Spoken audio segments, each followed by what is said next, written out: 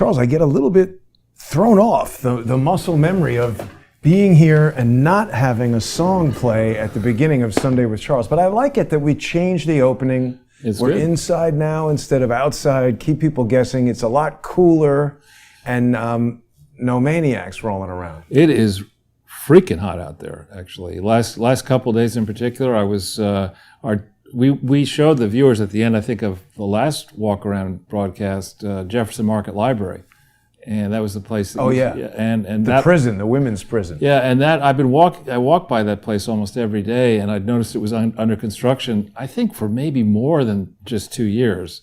And they finally the prison back. Well, they finally opened it up, and I walk in, and they took the entrance place and they just more or less made it an atrium. They took everything there and just got rid of it. And so it's a place with a water fountain. But is it still a library? It's a library on the top floor and then the basement floor. And so I go up to the top floor and I notice that, the staircase has not been changed at all. I mean, it's just exactly as it seems to me, exactly as it was. Then they took this big room and they made it an even bigger room. It used to be divided, but they got rid of the divisions, and they put this crazy ass new wallpaper on, and which is basically bits and pieces of old notes. It's just really something that I'm sure is an inside job of how do we. It was closed for a long time. Over 2 years of work, and I did 2 years of work on a 10,000 square foot structure, and a lot of work was done in 2 years. Not much work seems to have been done, but anyway, I'm in there.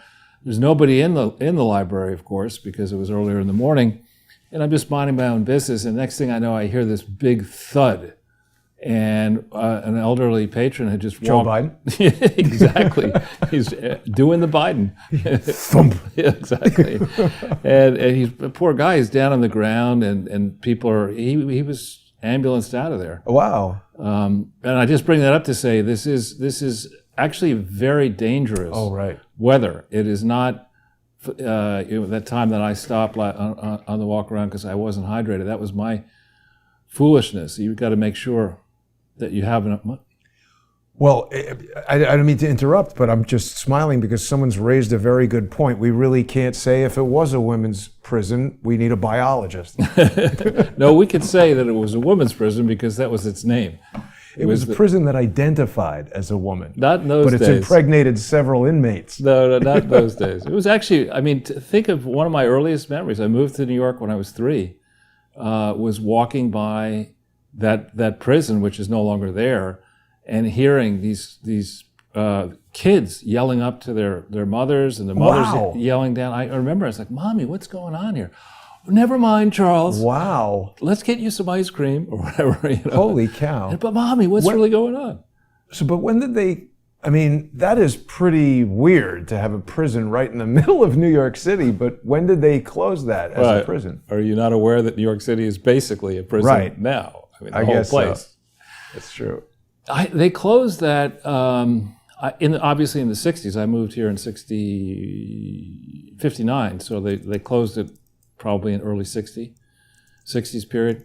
They knocked it down, and for a long time it was just a lot, and then somebody decided, well, let's make it a garden, and we walked through it. It's quite a beautiful garden. Is this it? New York's Women's House of Detention? Exactly. 1974. 74. Okay. So that's like, wow. World's only Art Deco prison. How do you? Oh my God. That's pretty funny. And look at this. 1931, they spent $2 million on it. What? In 1931, that's a lot of money. Why did they? See, its location at 10 Greenwich Avenue gave the women inmates an opportunity to try to communicate with people walking by. Why do you want that? I know. Why does anybody want that? It's like the mermaid display at Disneyland. 70s, I guess. Yeah. Angela Davis was there. Wow. Wish she should have stayed there. Huh. Ethel Rosenberg, wasn't she the? She was executed. Julius, nuclear stuff. Yeah. But I think people say that might be one of these stories where we've heard one thing about it, and then perhaps something else. The times have changed. March 8th, 1931. Women's House of Detention protects the first offenders. New York's model prison. They're bragging about it. Bragging about it in 1931. It's like Victoria's Secret and whatnot. housed in that prison. Until you told me, Charles, I had no idea that thing ever was a prison. It was. And so art department, I guess, hardworking art department. And thank you. We should tell people, because this is not yet a classic movie, but I noticed that there is a new movie coming called Bullet Train, which is, from what I can tell from the ads, it's about Brad Pitt trying to somehow steal a briefcase, and everybody on this bullet train is after the briefcase trying to kill him. So it seems like a movie that I would really like. It reminds me of like a Hitchcock movie, or a kind of like it's got like a 70s spin on it with the Saturday Night Fever music. So this is the bullshit brain of Joe Biden. So how do you know he has a brain left? I was going to say, it's the only reason we know he has a brain is that somebody cut it open and poked it in 1988, and then wrote a book that said, once air hits your brain, it's never the same. I guess this guy's in the movie. I don't know who this is. I left him in there because the devil horns. Bill Clinton, probably. He's hiding me. I see him clearly. All his stupid friends are here with him. AOC waiting in the wings to perhaps run for president. Why did you put both of the women in the wings? Is that some subconscious thing on your part? Wigs? Didn't want them center stage? This was women in the poster, so I just replaced them. Yeah, I'm just saying both of the women are on the side. I didn't design. I know. I'm just saying, but this is Brad Pitt. It's sexist. It's sexist. Yeah. Well, he's probably going to get beaten up by these women. Everything in the trailer is him with this briefcase, and every person he walks by tries to kill him and steal it. But just to take each of these people, I mean, at this stage, this is a message to you 81 million Biden voters, okay? You happy with this kook? You happy with what you did? You feeling good every day when you wake up and you see what this idiot's doing to the world? I mean, it's just, Trump apparently gave some big impassioned speech, I think last night, where he said, if you took the 5 worst American presidents ever, and all the damage they did in their terms, still not as bad. He's done more damage in less than 2 years than all 5 of the worst presidents we've ever had. I don't even think that's hyperbole. I don't either. And again, I mean, to give you an example, I probably shouldn't throw these prices around, but I will. In Gristedes, and this is probably off market, nationwide, a large thing of Snapple iced tea is $2.99, is what it says. Not like a quart thing, and not like a single serving, but the one in the middle, $2.99. So I went to buy some yesterday. High fructose corn syrup. Exactly, that's because I like the high. Anyway, no, you don't. So the $2.99. It's trapped in your cells. So $2.99, I go to the checkout counter and I look at the thing, and they charge me $3.39. Oh, and I'm like, I could have made an issue of it because you're not allowed to actually do that. You have, and it's the 33. But you're under New York law. If you mark something at a shelf a certain price, you can't charge somebody at the register a different price. I've been through that before. But look at that move. I mean, that's 10% move, and most people's salaries will not go up 10%. 10%. No. They'll be lucky. I mean, a lot of people are going to find their hours reduced, kicked out of jobs.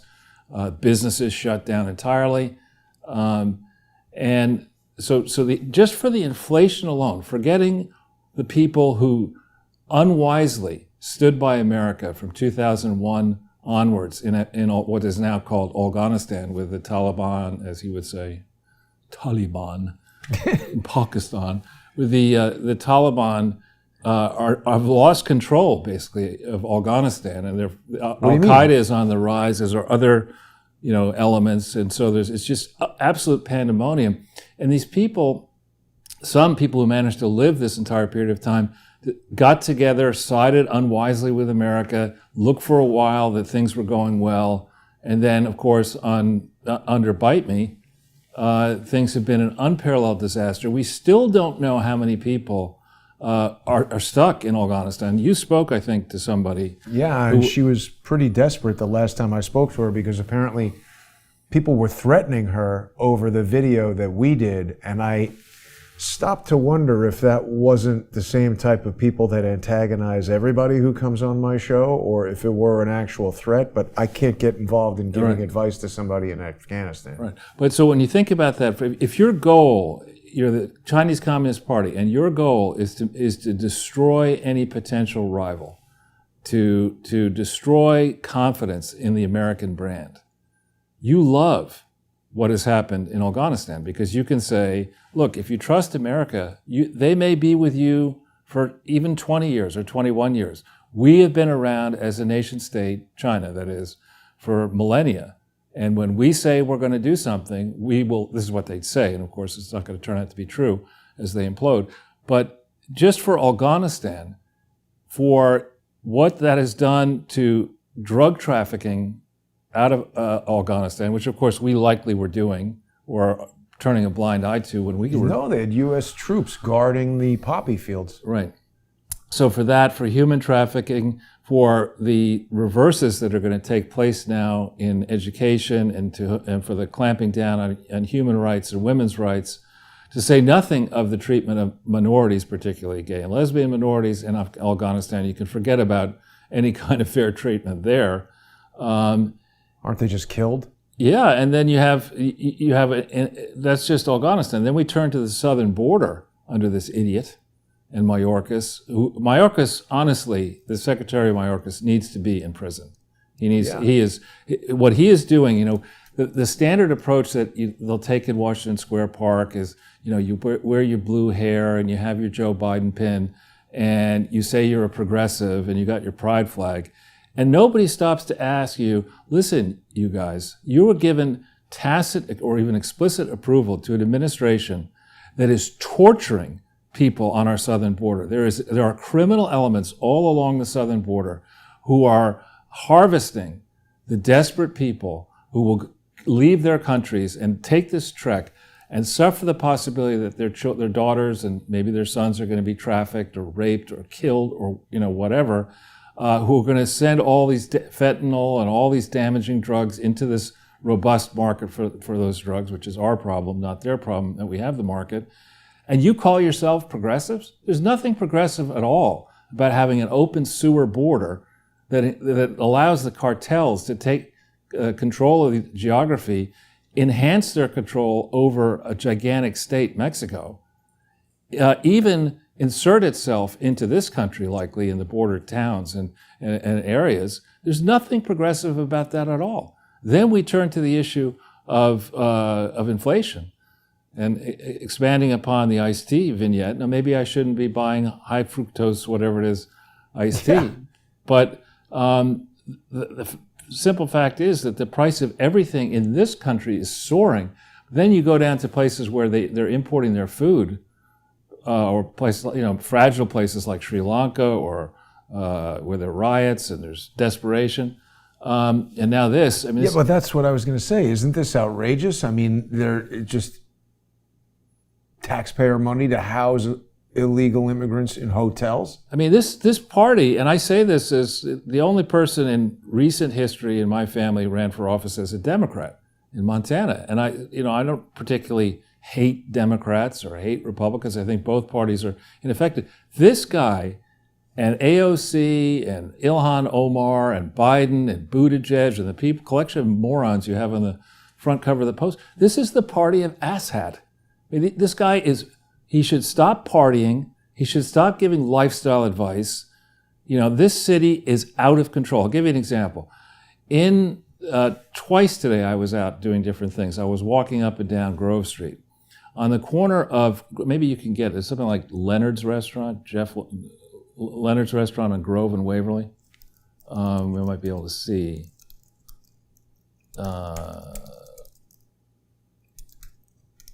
Yeah. I think I know what you're talking about. It's just a diner, right? No. It's a fancy. I don't know if it's connection to Stu Leonard or not, but it's somebody has a fair amount of Joseph Leonard. That's it. So let's see. This is that, yeah. We want to try to get down to street level if possible. Yeah. All right. If you could just go back to the left slowly. All right. So this restaurant right here, you see this one here? Yeah. Is pretty expensive. And if we walk up the street, this is Grove Street here, right past this restaurant enclosure, there was a guy, you see where that orange thing is? There was a guy on a bike, face plant into the table. Wow. Pants down, showing his butt crack. At 10 o'clock in the morning, as these On the sidewalk with the bike. getting ready to go into this place. And he's literally zoned out. His face is like slammed into the table. His ass is showing, and he's just completely zoned out at 10 a.m.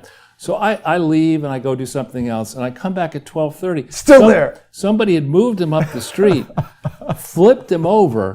His head was, on the sidewalk. He's unconscious? I guess his head was on the sidewalk. No one's checking if he's alive? But they're serving food in this goddamn place, my God. It's like, would you like, what kind of omelet would you like, next to this guy ass over tea kettle on his New York City bike? Who is Stu Leonard? Bill says Stu Leonard is very corrupt. Yeah, Stu Leonard, there's a place up, I think, near Norwalk called Stu Leonard's, which is kind of like a fancy Cinderella or something like that, and Stu Leonard went away for tax evasion. I don't know if he's related, if this Joseph Leonard is related to Stu Leonard or not. Maybe it's his brother. But Charles, people can follow you on Twitter at Charles Ortel, and also your new Substack. yes, and I am gearing up on to actually start putting content on here. I'm going to put some free content on soon, and then switch to some more detailed paid content. I want to apologize to the folks on Twitter and to others I've been in communication with on Facebook and other means. I did something stupid with my phone. It was my own fault. It ran out of juice, and I was trying to get it resuscitated, and I wasn't looking carefully enough, and I pushed the wrong button on the phone. I couldn't get it to restart. So I've been in the zone ever since Friday afternoon, where I've been jury rigging. The phone zone. The phone zone. So I should have everything back up and running tomorrow, but I haven't been tweeting. I didn't tweet out the show.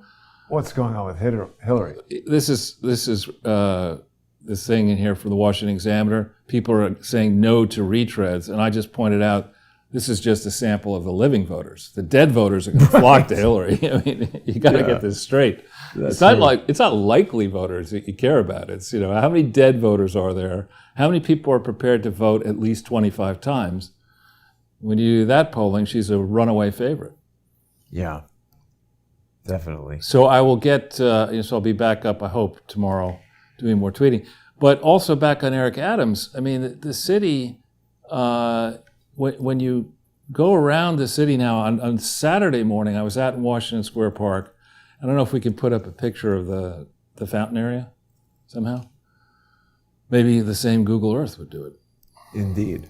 So I'm out there at maybe, let's call it 9:30 in the morning, and I noticed this circus clown. I mean, he's gone out of his way to where he was color coordinated. It was red, white, and black, like a scarf and red sneakers and all this kind of stuff.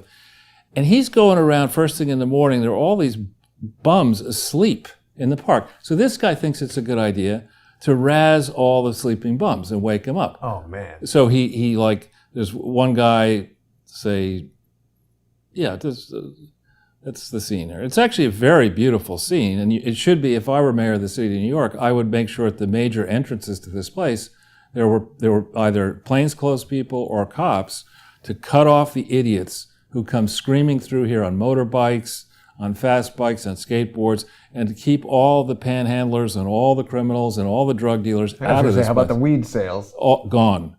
But anyway, so there's a guy like sleeping over here, and the circus clown comes over and he tries to steal his luggage. And so, and the guy wakes up, and then there's another guy, and he pushes another bum who's asleep. And that guy, he's like trying to start a fight. And he says to these sleeping bums, "Get up! You got to get to work." And it occurred to me, he's probably a bum wrangler. He's probably gone around the city, and he's got all these bums. The bum pimp. It wouldn't surprise me at all. That's in India they do that. It's a very old thing. These high traffic points are valuable. Why would they give him money that they're panhandling? Because he'll beat the crap out of them if they don't.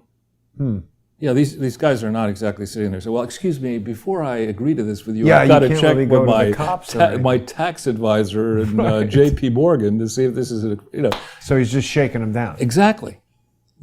And as I actually walked on my errand before coming up here, I went through Washington Square Park again, and I noticed that there are an increasingly large number of obviously disreputable, disheveled, dangerous people. Isn't that every single person except you and I? No. I mean, because remember, as you know from having been to NYU, I mean, NYU surrounds Washington Square Park.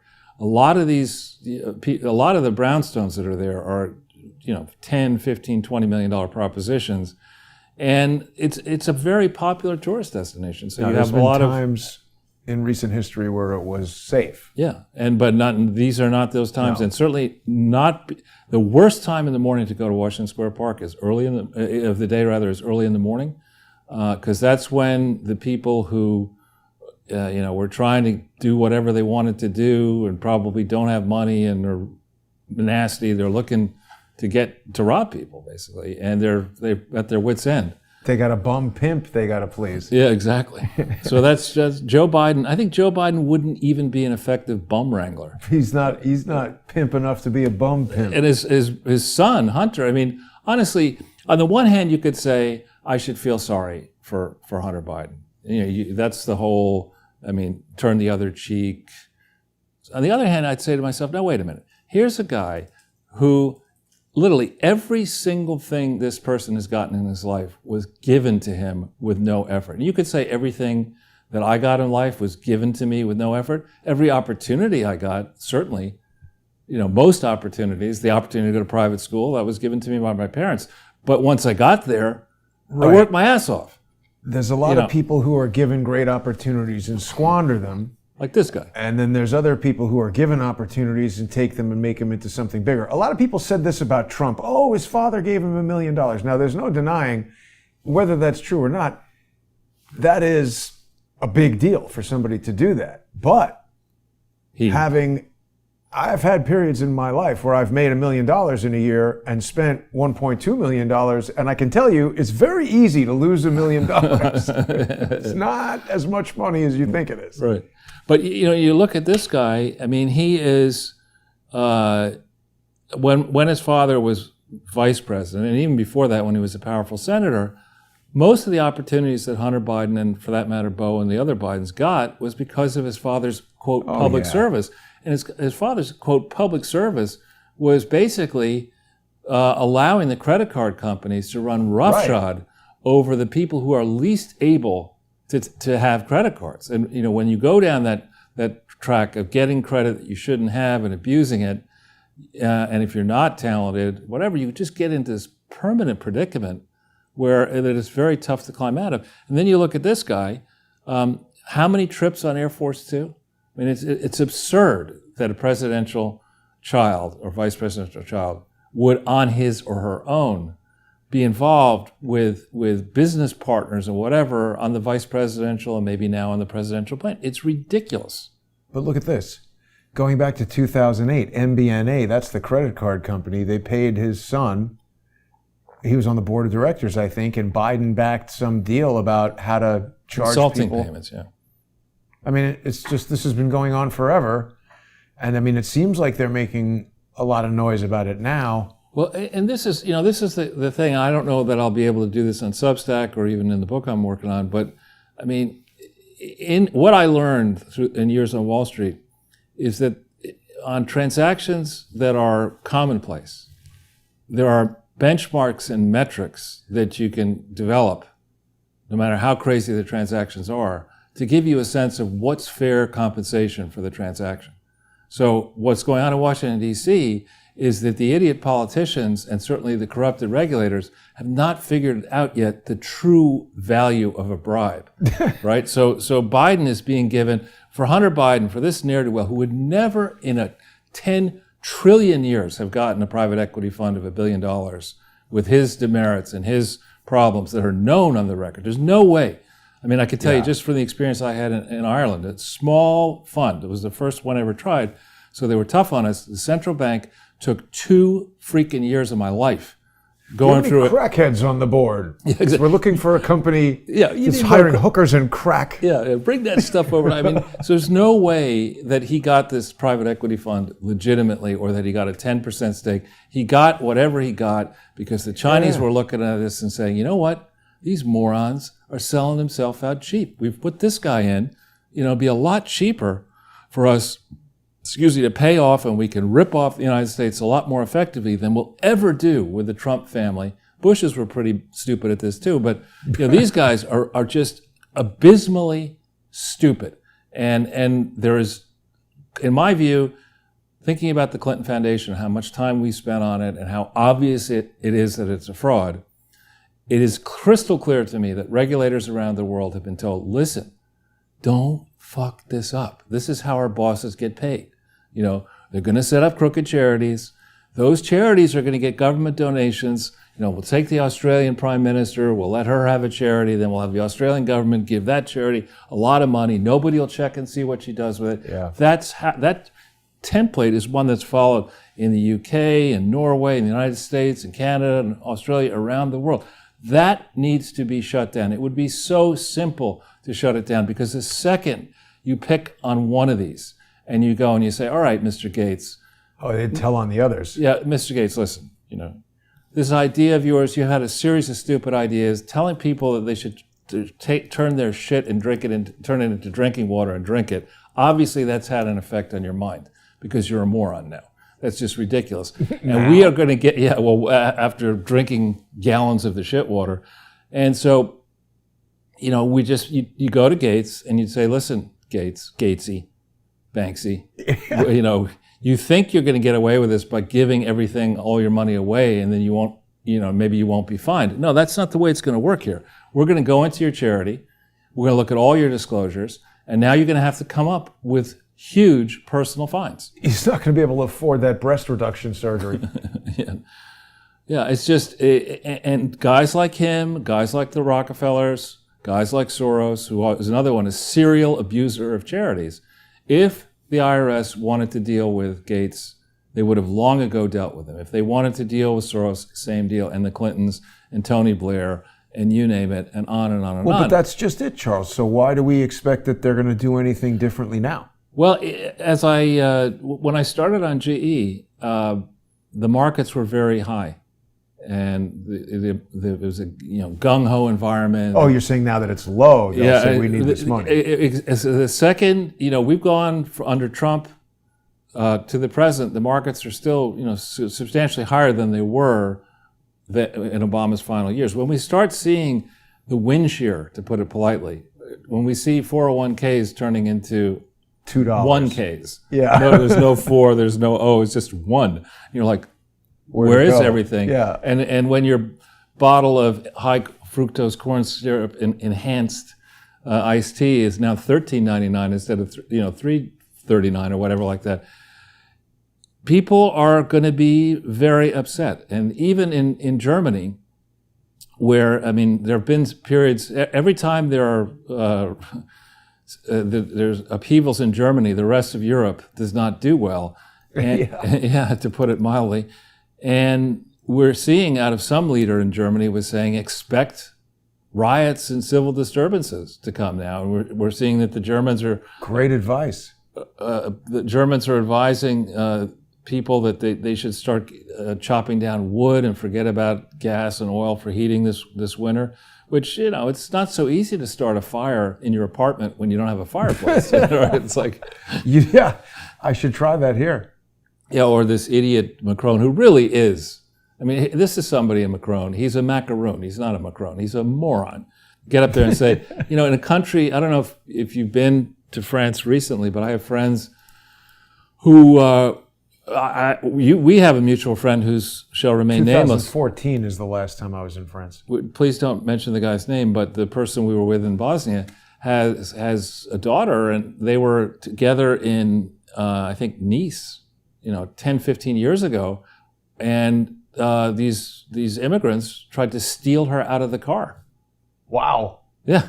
There are portions, this is 15 years ago, and now I bet you it's even worse. So you go into these portions in France, which are no-go zones now when there are streetlights, and say to those portions, you know what we're going to do... Turn off the electricity. Is because nobody wants to see everybody shiver. We're just going to turn off the lights at night, and that won't enhance the ability of criminals to sneak into your apartment and steal whatever they want. It's mind-numbingly stupid. Yeah. So we were going through on your poster, we were picking on the idiots in your poster, and we jumped all over Hunter. Kamala that you saw the Babylon Bee piece that her top speechwriter is leaving to go to write for Sesame Street, which is obviously not true, but she's had an immense turnover in her staff. And that's always a sign in politics that the person or business is impossible to work for. You should not have constant turnover in your staff. This is the Babylon Bee piece. And that's a good hair day for her. Yeah. And we worked together to work together. And what I have seen, if you think about Trump, one of the things that he did as an outsider to politics, with Bannon actually, was to pioneer this idea is that each week we're going to try to pick one thing and get it done. Let's not have endless coffee clutches and feel-good sessions and word salads and this. Let's get shit done. We made promises to people. Let's see which promise we can get accomplished this week. We're obviously not going to do one every day. But in Kamala Harris, she's not even an airhead. Airheads are smarter. And it's pathetic. She reminds me of like some friend's wife that you meet, and she's like talking all throughout the dinner or whatever, but then you leave like, Bob's wife is an idiot. Yeah. And John Kirby, the fact that he's an admiral and Defense Department spokesperson, yeah. Wow. And he is... Admiral of what? The Army? No, I think admirals are only in the Navy, right? Oh, I don't know. But he was an admiral, I believe, and could be wrong, but he's just less credible than Clapper. And Clapper is not all that credible. He's just a poor liar. You're right, he's an admiral. I tell you, Charles, the more I learn about these like super high, like when you meet, the CEO of something, it's like, okay, this guy's the pinnacle of whatever that is. And I've met plenty of them who have been like, really, this idiot is the CEO? And the same thing is happening as they trot out these admirals and multiple star generals, and they're idiots. They're all idiots. Well, when we think about that, and this is something that would be susceptible to analysis. Why is our military budget under Trump was $700 billion per year, roughly. They've now goosed it because of the Ukraine stuff to $850. And we look at and that's the official known, that doesn't include the secret spending, which would be on top of that. And how many countries in the world have gross domestic product in a year of $1 trillion a year? Not many. How big is the Chinese military budget really in total? And might it be the case that Eisenhower was right, that what we've got here is we've got these defense contractors, all by definition privately owned, with shareholders, are in the business of having the United States spend as much money as possible so that once they reach the end of their military careers, which can be short, it can be 20 years or certainly less than a private experience, you leave as an admiral or a general. For General Dynamics or whatever. A consultant and a board member or whatever. And is this the Defense Department or is it the Office of Perpetual Conflict? It's like, let's constantly make sure that we have something new so that we can have more, we're going to use up the bombs so we can sell more bombs, sell more bullets, sell more planes, etc. And it'd be one thing if you said to me that the United States budget was, let's say, $200 billion and China's was $150. Right. I'd say, okay, well, all right, that's reasonable. There are more people in China and we got to make sure that we overspend a little bit to compensate for their personnel advantage. But for us to be up at 850, and let's say I don't know what they are, but last I checked, they were like 100, 150. So that just doesn't make any sense. And then you say, all right, maybe we're spending this type of money because it guarantees success. And then we look at it. Just leave it all like in Afghanistan. Afghanistan. Yeah, take all this stuff. You man-pads, what could go wrong there? Somebody had a pretty, maybe this was a guess, but it was an interesting hypothesis they suggested that Joe Biden might have abandoned Afghanistan to pay off China with all that military stuff, an $85 billion gift. Well, it could be, and they can reverse engineer it, and when they get this important base, and when you think about that, why is it? Why do we have as many military bases around the world? But why do we need all these bases? I mean, I understand having bases at choke points trying to get into the United States. That I get. Caribbean, stay out. Central America, stay out. Offshore, East Coast, West Coast, I understand that. Across Canada, I get that. But when you start talking to me about we need a base in Bora Bora, or a base in, the middle of the Pacific Ocean somewhere, I don't see the need for that. Diego Garcia. Essential. They kicked everybody out. They were like, nice island, get the hell out. We're taking it. Exactly. So I'm not sure I understand that. And then after World War II, my understanding, and of course I wasn't alive then, but my understanding from reading history and reading news accounts is that after World War II, much of Europe was a bombed out no-go zone. It had been bombed, not to the Stone Ages, but beautiful. Germany, I think. Germany, pretty much. And, so I understand that it was worthwhile for the United States to step up with the Marshall Plan and help many of these countries get back up on their feet. And then you're rewarded with it in Germany. These assholes in Germany, I say this as a German American, Ortel is, or Prussian American. These assholes in Germany after World War II, it's like, everything we want to do, nein, you can't do that. We're going to get in your way. We're going to oppose you. We're going to, the same in France. Under de Gaulle, France was basically a perpetual pain in our ass. Had some de Gaulle.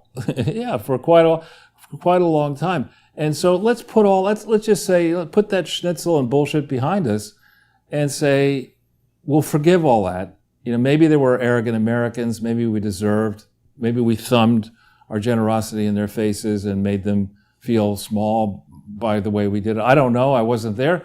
But putting all that aside, World War II ended 77 fucking years ago. The life expectancy of an average American is declining now. It's around 77 years of age, I think. That's a long period of time to have all these bases in Italy and Spain and Germany, et cetera. And then under Clinton in particular, and H.W. Bush with the New World Order, to have all these continuing bases and then say, here we go, 78, 79. This is in 2019. It's probably less now. Yeah. Oh, look, it dipped right here. That is, we're talking about Biden, yeah, it dips. But you can live longer, just move to Canada.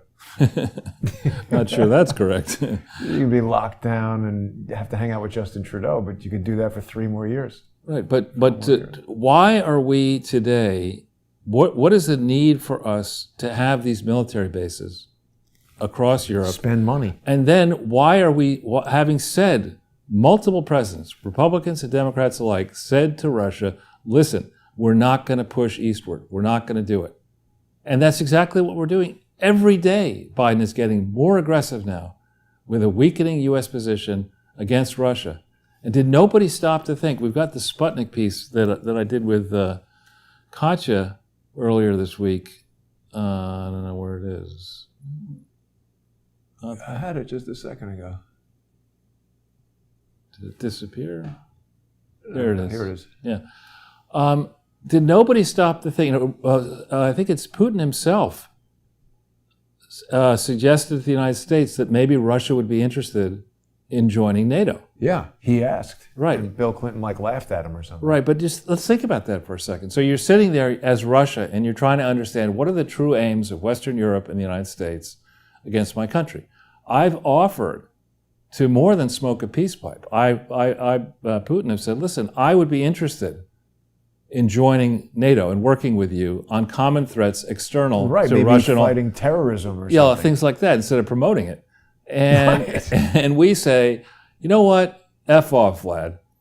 And we don't in 92 go into the former Soviet Union and emasculate it. We leave the Soviet Union with the ability to inflict havoc because we've got to have a reason to give the defense contractors money. So instead of ratcheting down tensions structurally by letting Russia get on an entry ramp to get into NATO, we're now doing everything we can to encourage the worst elements inside Russia to say nothing that Russia will ever do in the future will satisfy the U.S. They're hell-bent to eliminate us. We got to strike now because America's going to get stronger and we're going to get weaker. And you can see that the hard people, the hard asses in the Soviet Union, look at this record and be terrified, frankly. Well, the other thing that we've been hearing about, Charles, is there was this attack in the port where they've just opened it up to dish out grain. And of course, here in the mainstream media, everyone's like, oh, Russia's terrible. They signed a peace treaty and then bombed them right away.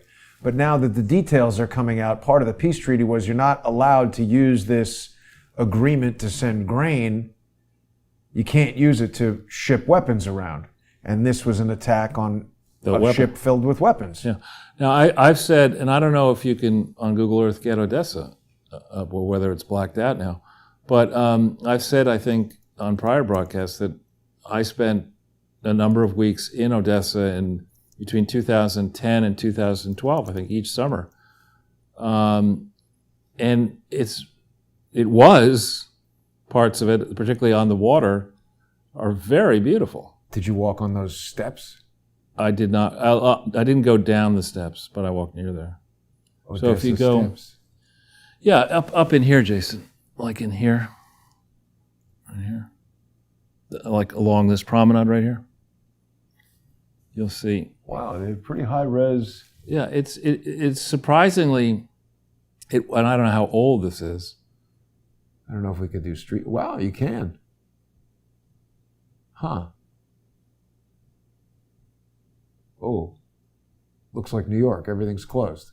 Yeah, you see, you get the portions of it that are like this, nice building and graffiti and it's run down.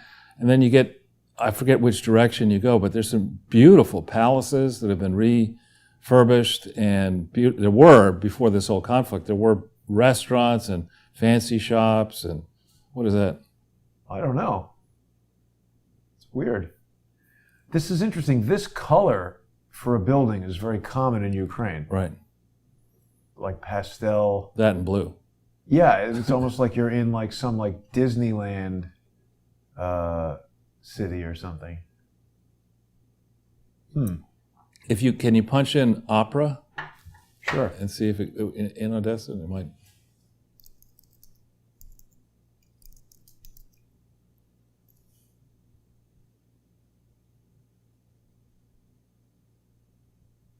Yeah, there you have it right there. Huh. In that area is where it's quite pretty all along this area. Or it was, I should say, quite pretty. Wow. I mean, this is serious stuff. I mean, serious wealth was here. Right. Prior to it. So, I mean, is this all bombed now? I don't know. I hope not. I mean, this is like classical, historic. And you see this kind of a building here? Yeah. It's a former kind of palace or something. Well, it looks very French, doesn't it? Yeah. It's like Parisian. Yeah, we walked all through here. Looks and quite up nice. in here there used to be restaurants. You can see them now. Anyway, this was the playground of the Austro-Hungarian Empire in the summer. This is where the rich went and spent the summer. And as I said, my friend and I stayed in a beautiful, a formal palace that was let into maybe 20 rooms now. It's smaller than your place. One of my old places, yeah.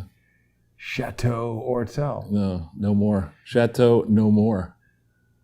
Anyway, we done on Ukraine or? Well, I don't know. What else do we want to? They all want to blow it up. Well, this back and forth on the weapon system. I mean, I for the life of me, I don't understand why we think we can.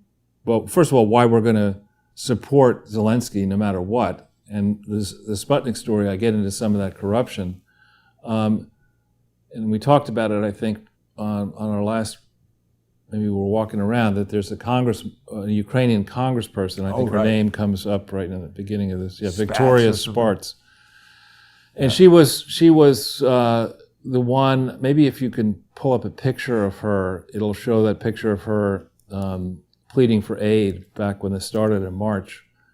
And she was highly credible. And here's an American now, but she was born in Ukraine, presumptively knowledge there. She's wearing the blue and the flag, the colors of the Ukrainian flag, and arguing forcefully that the United States needed to step up after the special military operation began in February of 2022, February 24th. And now she has flipped 180 degrees and said, now wait a minute, this is not what we expected. Zelensky is showing the worst possible impulses of going against his rival, shutting down people, meddling with the prosecution, stopping the ability to look into corruption, making it impossible for people to understand where all this aid money is going. And this Ukrainian-American congressman has come out and said, enough, this is bullshit. We need to go back and change course and see what was really going on here. And so they take this guy, they tried in CNN with this guy McFaul, is it? McFaul, I think, former ambassador to Russia. They tried a story saying that this Spartz is now a problem. Yeah, Michael McFaul, horrible guy, is a problem. Send more. Yeah, that Spartz is a problem. McFaul tried to argue for Republicans because she's now going soft on supporting Zelensky, and that's going to be an embarrassment for Republicans, is McFaul's argument. McFaul, I think, was under Obama. I think he was our ambassador to Russia, and he got sideways. He is somebody I do not trust, that they would be hauling him out to savage her now. Is this him?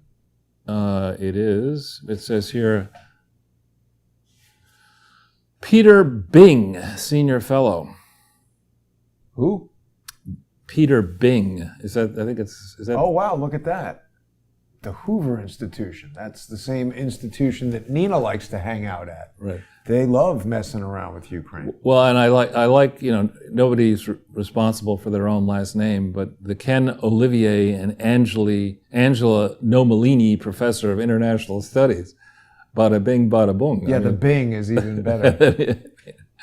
But I think if you look into his Wikipedia, I believe, and I don't remember the details now, that he definitely, it might even say in here, down here, controversies. I guess it doesn't. He visited the Russian opposition. That's not something Russia tends to like. He's the ambassador to Russia, and he's hanging out with the opposition. He was the ambassador, yeah. Oh, man. And this is, please tell me he's not a Rhodes Scholar. Yeah, a Rhodes Scholar. Oh, wow. Yeah, not surprising. St. John's College at Oxford in 1991. Wrote his dissertation on U.S. and Soviet intervention in revolutionary movements in Southern Africa. Well, I don't know. I don't trust this Hoover Institution or Institute or whatever it is. I think Condoleezza Rice runs it. She was hanging out with... Here we go. As ambassador, he was accused of fomenting revolution by the Russian state media. I bet that's true. Yeah. So this is the guy who's now criticizing this Victoria Spartz. And he just said we need to send more HIMARS. I mean, to me, it's literally as if there was like a 5-year-old kid who was under threat from criminals, and you said, "Oh, I'm gonna get the kid an AR-15 and a shotgun and body armor, and then the 5-year-old will be fine. Just here, oh, you got stabbed? Well, here's more guns. Right, exactly. You're 5. I know. You know how to use guns, right? Yeah. It's just for the life of me, I don't understand who is, what are the actual objectives of the foreign policy establishment in the United States of America when it comes to Russia. What do we really think? Blow up weapons, buy more weapons, send them over there, create a war, chaos, money. He's the General Dynamics professor, the Lockheed Martin professor of international peace. And economics. Exactly. Well, we've got a lot more stuff to talk about, Charles. Yeah, well, we've got that one there. If we go to there's a story about how they're coming after Ginny Thomas that I think I sent you. Isn't it this? Well, this is why I wanted. Ginny interviewed me. This came out. I don't know if we could just look at the story, the date of it. This? Yeah, this came out November 6, 2016. Look at this, 90,000 views now. That's good. From a guy with 1,000 subscribers. So why? No, what happened is this guy put my thing up. I don't know. Right. But the point is, we've got a lot of videos featuring you and the Clinton Foundation, and they don't get to 90,000 subscribers. It could be because YouTube is trying to prevent people from looking at videos that we produce now, and they might not have been on top of it back in 2016. Yeah, but so this is right before the election. I forget the date of the election. This came out, I think, Sunday night. The 9th, I think the election happened, right? Was it the 8th or the 9th? Something like that. Can we check? Just out of curiosity. But when Ginny, because I was more focused on, I knew the Daily Caller, and I had done. It was the 8th. Right. So this came out Sunday night before the election, and I call it the largest unprosecuted charity fraud ever. That gets picked up by all kinds of headlines. Where is this? Looks like a law office. Washington D.C. It's actually the what's that? Hillsdale College. Hillsdale College's Washington D.C. office, and Ginny was kind enough to just say, look, this is we interview people as supposedly conservative thought leaders. I mean, why I fit in there, I'm not sure. But anyway, they interviewed me. This went up, and I didn't know it. I mean, I knew after I spoke to her at length that she was Clarence Thomas's wife, but I didn't know, that's not why I did the interview. You didn't know who she was when she first contacted me, yeah. She said, would you do this? And you're going to be in Washington, D.C. And I said, Sure. As it happens, I will be. I didn't know anything about Clarence Thomas's wife until they started yelling about her doing whatever with texting people on January 6th. But let's think about that for a second. All right, let's take a big step back here. Clarence Thomas is one of 9 justices. He is, I don't know if he's now the longest serving justice, but he's one of the longest serving current justices. His life story is truly amazing. I mean, he came from a very disadvantaged background. He went to Holy Cross. He went to Yale Law School. Now, you can imagine what would happen if Clarence Thomas... What year? With Hillary Clinton. And what was it, like 1980? It's in there. If you go back into the Wikipedia, no, not 1980. It would be 70s? Yeah, early 70s. If you just go back, it'll tell you. He had to be getting tons of racism, I would think. Yeah, 74... his father abandoned the family. Wow. He went to Holy Cross, which some of our friends have been there, and that was a tough place to go as a black guy from the South. Yale had to not be very welcoming to black people. No, it was. But when did he get out of Yale Law School? It'll say in education. Probably here. Personal, yeah. Legal education, 74. So he graduated in May of 74, and I arrived at Yale College in September of 74. So, How many black people were there when you were there? There were, I would say, I don't know. I would Not guess, too many, right? No, I would guess it probably 10%, 8%. I mean, I could be wrong. Maybe it was only 5%. But how about now? So Hillary says he receives, it's high. He receives his degree in 74. When did Hillary receive her degree? I think it was 71.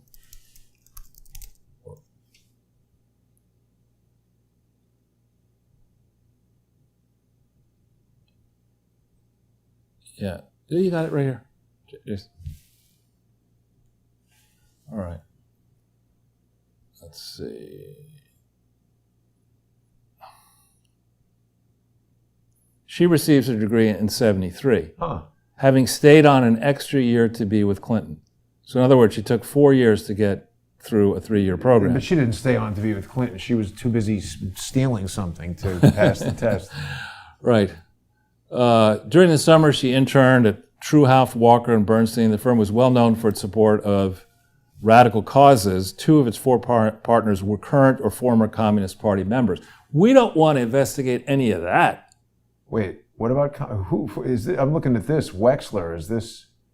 Well, she then... Who was doing with the Communist Party? During the summer, she interned at the Oakland, California law firm of Truhaft, Walker, and Burstyn. Oh, yes, right. The communist law firm. I knew about that. All right. So here we have Hillary Clinton, who takes a village to raise an idiot, to raise a child, who is supposedly a vaunted member of Fighting for Minorities, carries the hot sauce around with her in her purse and all this kind of stuff. And one of the things in the last 2 weeks or so that she's done, which is especially odious, is to say about Clarence Thomas that I was at law school with Clarence Thomas, and he was a grievance merchant, or he was always aggressive and always felt that he'd been abused or whatever. He's a nasty person. Wow. We're talking about this is 50 fucking years ago. But also the climate of being a black person in 1974, it was not... Right, but the other point is that, Clarence Thomas is not, a Supreme Court justice because he's on the Kobe Bryant ring program. I mean, Hillary Clinton has a political career because, people looked at what Bill did to her, humiliating her as president and before president and after president, and she gets the Kobe Bryant senatorial seat from New York. She gets the free house from, who's the guy, Terry McAuliffe. What does that say? Yeah. It says he's been a person of grievance for as long as I've known him. And it takes one to know one. I mean, that's an amazing thing for her to say. I don't know, obviously, Clarence Thomas, but anytime I've heard him speak, he just sounds like one of these guys who, not in a rush because he doesn't need to be, and it's thoughtful, calm, laying it out. Yeah, and if you go and then think about his confirmation hearing, who was the person who tortured him at the confirmation hearing? Joe Biden. Joe Biden. And, in America, there are many lingering, festering wounds. One of them is the deep-seated ambivalence that people, not just ambivalence, hostility, that people in the Northeast have against people in the South, right? There's stereotypes. People in the Northeast will look and say, "Oh, Southerners and they're hillbillies." We spend our summers on Martha's Vineyard, and we can speak French without an accent. We're John Kerry, and we have our own yachts and private planes. And these folks in the South, they grew up in the swamp, and they like eating, eel and whatever, and they speak funny, and they like grits or whatever. I mean, so the stuff that Thomas would have had to deal with, being a Catholic at Yale, for example. William Buckley, God and Man at Yale, is all about his experience as a Catholic. There weren't that many Catholics at Yale. Yale was a Protestant school. And they were what? Persecuting Catholics? That people would look down. Catholics were persecuted for quite a while on Wall Street and elsewhere. They were denied opportunity. You Catholics, get over there with the Jews. You should be so lucky. But but the point is that here's a guy who's accomplished a tremendous amount on his own. And some of his legal opinions are quite amazing. When I was doing all the international traveling that I used to do, I would constantly jet lagged, and I wake up in my hotel room, flip channels, and one time I saw, he doesn't do many interviews, but there was an interview he did with young children about his life. He likes doing that, to tell them, if I can accomplish with my background, with my baggage, no father and all this, if I can do what I've done, think of what you could do with all the benefits and opportunities you now have. You know what I like about this couple, Charles? They are old enough that it had to be a real challenge for them to date and get married, interracial, It was not trendy when they did it.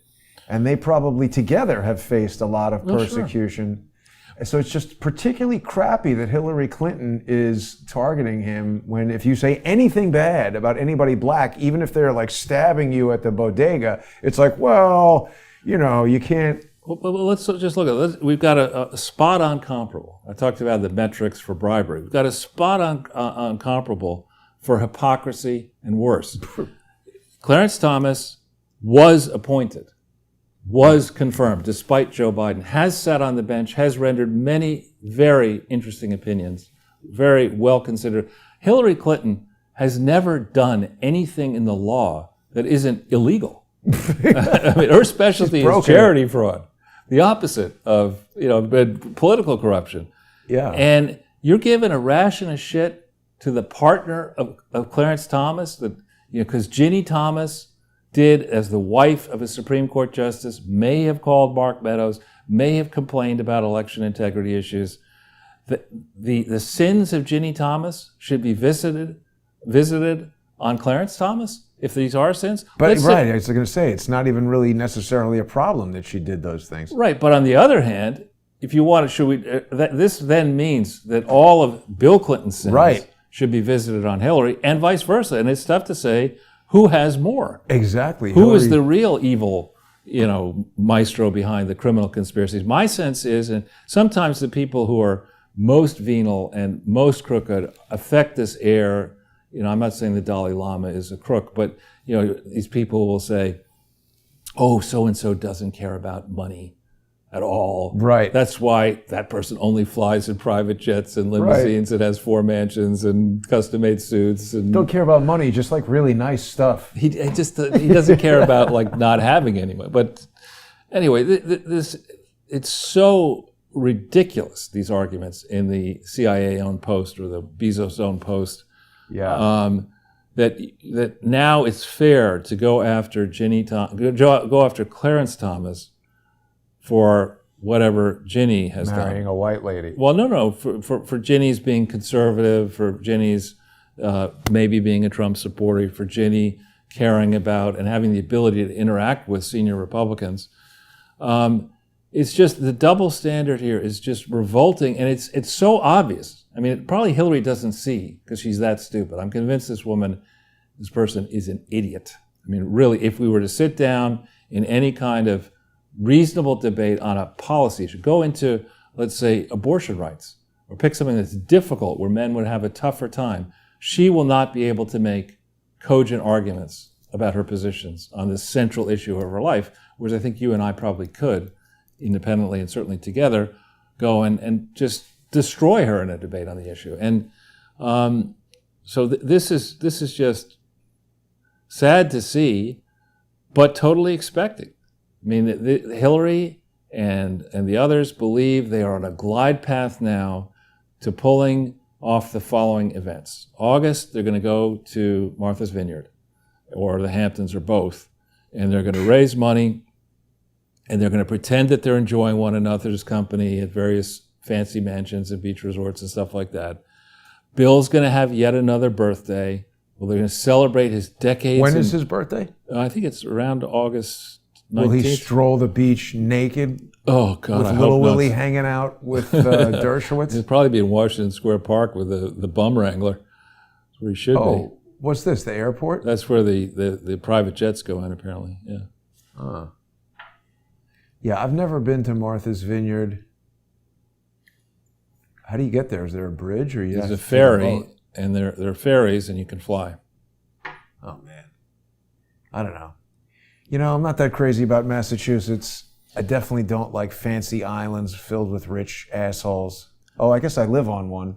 Other than that, yeah. But so they probably believe. Well, can you look up Bill's birthday on Wikipedia? So I think it's the 19th. I could be wrong. This year, we're just having 2 8-balls. So 70. It's a big one. So he's going to have a 75th birthday on the 19th. No, 76, because he's 75. Oh, it's 76. You're right. Okay, 76th birthday. So he's going to complete his 76th year. I'm kind of surprised he's still alive. Are we sure he is? Well, I mean, when's the last time he was on TV? I don't know. I'm just joking a little bit. But he'll have this big birthday, and then they've already sent out the invitations, I'm sure, for the Clinton Global Grift Initiative in New York, which they had decided they hadn't convened enough. This is a great time to convene, to launch programs of purpose, to lift up the nation, blah, blah, blah. So they think they're going to celebrate globalism and Clintonism in New York during September. And they'll soak up all the oxygen in the media for that. At the same time, the January 6th non-event, awful ratings show trial. I think we should go to this, Charles. It's an invitation only, and I can promise you we would not be allowed in. Oh, yeah, that's probably right. But if we were able to get in, I promise you they'd throw me out within 2 minutes. No, they'd throw me out before they threw you out. Now, wait a minute. This is Quincy Jones, isn't it? And that's, yeah. And isn't that Ben Stiller? It's like Zelig. Oh, you're right. It is. On the right. What is? Meet the Fockers. That's what Who is it, Bill? It's a great photo. They cut his head off. Oh, there we go. Yeah. He's a giant among midgets. Yeah. He's like, I know a lot of famous people. Some of them are here. So if you look at this page, 2009 Clinton Global Initiative. They should invite Will Smith. He could run up and slap him. But in 2009, the Clinton Foundation, there was no part of it that was lawful. The main Clinton Foundation in 2009. None of their filings were accurate. Obviously, nobody participating in this project had a lawyer who could stand up and say, listen, this is not a charity, and you can give the money, you can have fun at the party, but someday there is a risk somebody's going to come back and say, you know what? There are continuing agreements between the Clinton Foundation and the National Archives and the City of Little Rock, 100-year agreements that mean that so long as those agreements are boldly broken, there will be an opportunity here for some enterprising attorney general or another, or some foreign taxing power to come in and rip all this shit up and send you a gigantic bill. And that stuff's coming. But nobody in 2009 bothered to check. So they're thinking that 2009 will be the celebration of monkeypox or moneypox or whatever they wanted to call it, the new World Health Organization Global Health Initiative. There'll be the UN Assembly in September. Then comes the October surprise, whatever they're going to pull, and they must have ideas there. Resurgence of COVID, perhaps, or some reason to keep people. They're already saying that. Can't and vote. Monkeypox.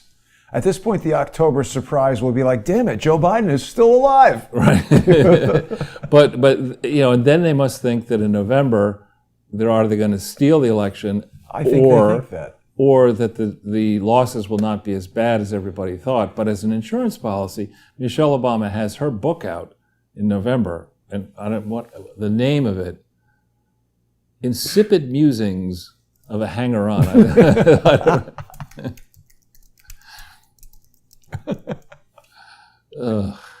Is it the worst president in history? That's not it. Chasing Light? Chasing Light.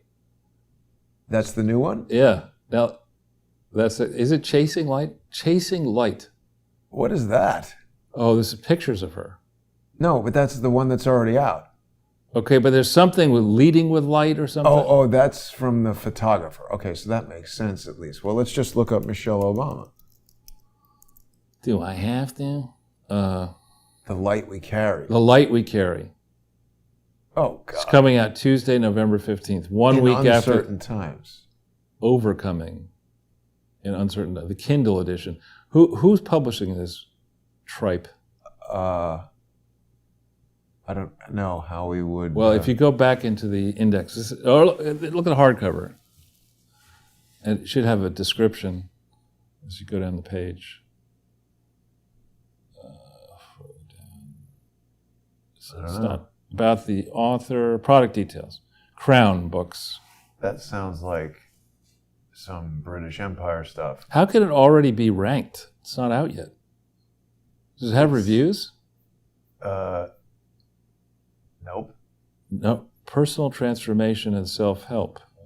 Dangerous. Personal transformation from what to what? I know, that's a dangerous topic, I'd say. But what is it? She's got tape on her arms. Oh no, I guess it's just a sweater. I mean, is this... It's got to be the most boring... I know. I don't think I could read this if I tried. I'm having trouble with the cover. Yeah. I mean, I think what would be gripping would be the backstory on the difficult moments that if Barack and Michelle wrote a book honestly talking about their rough period. Remember when Michelle thought about leaving him, when he either he ran for office and failed or something, and he wasn't doing well. And if they wrote an honest book about getting through But that's just, I love the way you're looking at that. They're not going to do that. They're not going to do that. The Honest Book is like, what was that guy's name? Larry St. Clair? Who's the guy who had the... Larry St. Clair. It's like, well, he texted me and I got an 8-ball. This is the Honest Book. Yeah, that's right. Breathe through your nose. That's right. It's like, no, they're not writing that. Not book, a lot Charles. of sympathy there. Okay, now we still have other things, though, that we wanted to talk about, I think. All right. Oh, yeah. What was this? Well, this is a story. I've never heard of the Flopping Aces site. Doesn't mean it isn't great. Oh, God. Imagine. This is the smartest person that Joe Biden knows, by his own admission. Just so people get it, flopping aces is when you get like a winning hand in poker on the first deal. So, yeah, okay. 2 aces. Flopping aces. Don't play poker against Jason. But I mean, obviously people are like, what are they talking about flopping? And then this guy's here with his underwear. Yeah, but how do you make a decision that that's a good picture? I want to take a picture of myself it's a selfie, in right with a red scarf, or what is that red scarf? I don't. Or dare I ask? He's like, I look like I've only had a case of beer. This is a good photo. And here, progressives have a hard time, as they should have a hard time with cigarette ads, right? What was that, Mr. Camel or the Camel? Joe Camel. Marlboro. Yeah, Joe Camel. Joe Camel and Marlboro all that. Man. And Marlboro Man. This is the crackhead man. I mean, to decide that it's a good idea, A, to smoke at his age, and B, in bed, take your picture like this, and then for the father to say, he's the smartest guy I know. Well, that explains a lot, Joe. If this is the smartest guy you know, maybe we'll give you a pass here. But wait a minute, Charles. There's a couple things. It's like, don't go swimming 10 minutes after lunch. Don't lay down on the train tracks. And don't smoke in bed. Everybody knows that. Don't smoke, period. Okay, but if you're going to... Yeah. Some teacher in my high school died. Her house burnt down, allegedly from smoking. Maybe it was grade school, but smoking in bed. The joke was that this teacher was always drunk, which is funny when you're a kid. Grade school. But obviously it's a serious problem. Yeah. Somebody who's, having a drug problem and smoking in bed, it's like, How is this guy still alive? Because probably the Secret Service is outside like, do you smell something burning? And they open the door and the room's on fire. Give him some more crack. Yeah. So the argument here is that the reason they're releasing all these stories, and there are quite a few stories, is because they fully expect that some kind of deal will be reached here where he's paid the income tax fine, or his friend, the guy who set him up. The guy, we have his name. The guy out on the left coast paid his fine. The name will come. Oh, the lawyer, you mean? Yeah. Oh, yeah. The South Park lawyer. Right. Exactly. That whole story is Kevin something. Not credible. But anyway, there are all these stories, and the theory is that there'll be a deal where he'll in view of the fact that Kevin Morris. Yeah, Kevin Morris. In view of the fact that he paid the taxes were paid by Kevin Morris. And more ass, less ass. That's why he hired this guy. Yeah, this is what I need. It's a nice picture. The guy looks very happy to be in the... Now, see, this is interesting because it looks like he's got a video crew following him. And this looks like a video crew that a Hollywood lawyer... I think that's Kevin Morris right there. That's Kevin Morris right there. And this looks like his video crew. I'm pretty sure this is a pretty expensive Sony camera with some expensive wireless. Like this is an LA crew hired by a lawyer. And a liar. But I mean, in other words, this doesn't look like a crew that I would hire for anything. Like if I was doing an expensive production, I wouldn't hire these guys. If I was doing a cheap production, I wouldn't hire these guys. So it's somebody you probably wouldn't hire. It's just this lawyer, this is some friend of his that has some expensive video equipment that doesn't know what he's doing. But the point here is that of the story, the underlying story, not this story, is that, and this is by Kenneth Vogel, is that they're setting the public up for the inevitable let Hunter off with a slap on the wrist to let everybody know that the Bidens are still very powerful and that you can't screw with the Bidens because you don't want this story to go up the chain to Joe.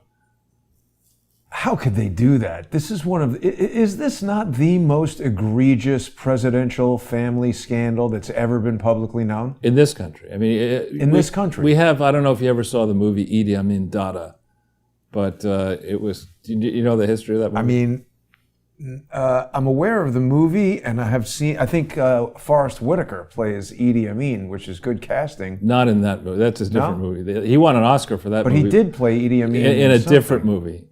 But this is... But Idi Amin killed everybody. But if you can do Idi Amin, D-A-D-A, I think is the name of the movie.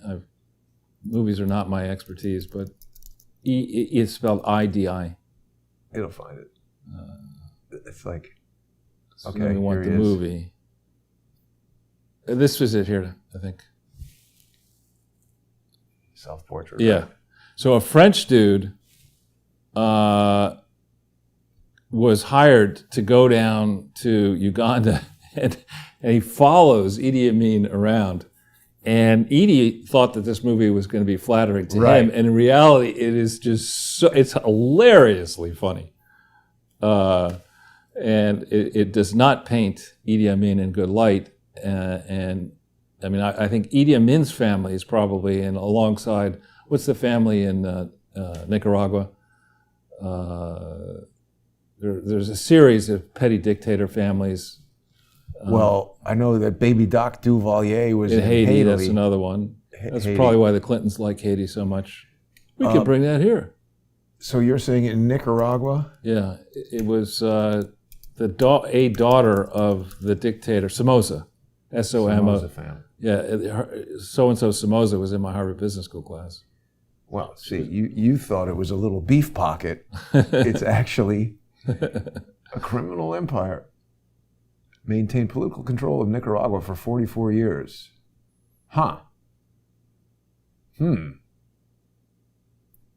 Educated in Nicaragua and the United States, marrying the daughter of a prominent Nicaragua. So is this a guy that the United States put in there? Pretty and much. Then when they got upset, they were like, all right, we need George Bush and his crew to go get rid of this guy. Let's get the Sandinistas getting busy. I mean, this is something that has to be discussed, Charles. Everything that's happening right now in Ukraine, it's just the same thing all over again. Armed terrorists and criminal gangs, and get them to fight whoever we don't like and be like, we're not in this war, take all these missiles. Well, flip it around.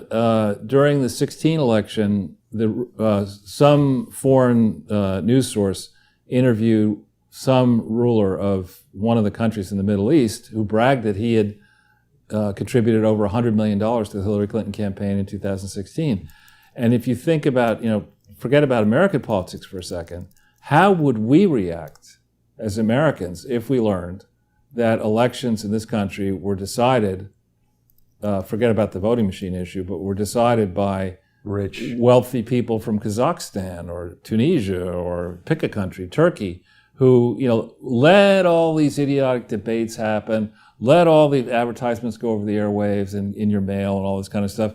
None of that's going to matter because we're just going to rig the election and we're going to put idiots in to run America down. And if the idiots don't work out for us, we'll replace them with other people. Bigger idiots. I mean, I don't think we would be very happy with that if that turned out to be the truth. Yet, that is precisely what the United States has done in country after country around the world, officially, unofficially, through charities many times. You have recorded phone calls of Victoria Nuland talking about it. What a horrible person she is. I actually I don't like the United Nations that much, but I like the concept of individual nations have their right to self-determination. I like that principle. Yes. Because we are not the biggest nation in the world in terms of population or territory. And I like the idea that the voters, legitimate voters in this country, should be given an opportunity to educate themselves and then exercise their right to vote in election contests that are fairly administered. I like that idea. And if we had that everywhere around the world, which we don't, if we had it, and I don't think it's any business of some bratwurst eating German guy to tell me, and I like bratwurst, and sauerkraut. It's none of their business, who becomes president of the United States. It's none of our business whether Britain's voters decide they want a Brexit or not. That's none of that's. Obama's let them decide. going to threaten them, though. They are not going to. He did That's on British what I soil. meant. On British soil. I told you the story about when I was in a restaurant in Germany and my friend said, "What's schnitzel?" And I said, "I think it's like a chicken cutlet." And I asked, and then my friend said, I thought it was beef. So then I asked the waiter, "What is schnitzel?" No, I said I thought it was veal. It is veal. And then I said to the waiter, is a schnitzel, is it veal? And he said, "Yes, it's a meal." I said, "But what is it?" He said, "It's a meal." I was like, dude. Colonel Klink. You were talking to Colonel Klink. I know nothing. It's beef. But really, that's I think an elegant solution. This individual nations have the right to self-determination because we may not love to eat a tremendous amount of raw fish and have a language that has as many different words for fish as Japanese does. But the Japanese people like that. Maybe that's a great way to live in Japan, and let them do that. They have their unique traditions, their unique interests. Celebrate them inside their national identity. But let's not go into that identity and say, all right, we want this person to be the next leader of Japan, or we don't like this person, let's topple that person. That's none of our freaking business, especially when our country, our own country, is disgusting. It's falling apart. Yeah, exactly. And this guy was in Hillary's Yale Law School class as well. Was he? Is he a lawyer? He's a liar. Oh, God. He's a despicable human being. See, He's wearing that's a Yale Law School tie. Well, and also he looked like Colonel Sanders in that picture. Did you see that? His neck? Yeah. And I'm very suspicious of people who try to act highbrow by mispronouncing words. So the correct pronunciation I understand is negotiate. And he says negotiate because I went to Yale Law School. I mean, you go back over this guy's track record, his advice, the only good thing this guy did is he decided not to run for president because that would have been He would not. Nobody would vote for this idiot. He announced that he was thinking about it. I'm thinking about it too. Guess right. what? It's I'm not going to thinking move about the needle. Entering Wimbledon next year, but I don't think it's going to happen. Everybody's very concerned. Right. John Bolton, man. Well, but also somewhere I saw something written by Kagan. It was the Atlantic Council? I don't know. I mean, these guys are all neocons trying to destroy everything for their own benefit. And so there's this lawsuit happening against, the Disinformation Governance Board. It's like the Attorney General of Louisiana, I think, and two Attorney Generals. And this whole think tank world. Stink tank, it's pronounced. Well, but isn't that where John Bolton is hanging out at think tanks when he's not in the government? But that whole think tank thing is directly hooked in to the DHS Disinformation Governance Board, and they're like trying to pretend like, oh, Twitter's a private company. They don't have to worry about the First Amendment. They can throw you off for whatever they want. But no, they can't, because this thing is now raising all kinds of questions. They've sent the interrogatories to the defendants, and people can see those, and they're asking them all kinds of questions about who they communicated with in the government, at Twitter and Facebook, and all these different things. Could be good. Well, and that's, one area that we've been over quite a few times is this issue of charities, leaky charities that are false front charities, that because they involve politically connected people or politically active people, those charities are able to get monumental grants from different governments, foreign and domestic, that then go into these leaky charities, and nobody really knows what happens to that money. And in New York, if you operate in New York, and if you're more than a very small size from a New York charity standpoint, you have to disclose the particulars of all of your government grants. Of course, the Clinton Foundation didn't do that properly and has not done that properly, and EcoHealth Alliance didn't do that properly. We were among the first because we had the Clinton Foundation experience, to know that that was a place to look. We did several shows where we highlighted when people were wondering what was going on. We said, hey, Department of Defense, all these people giving money to this EcoHealth Alliance. And that's just a common scam that needs to stop.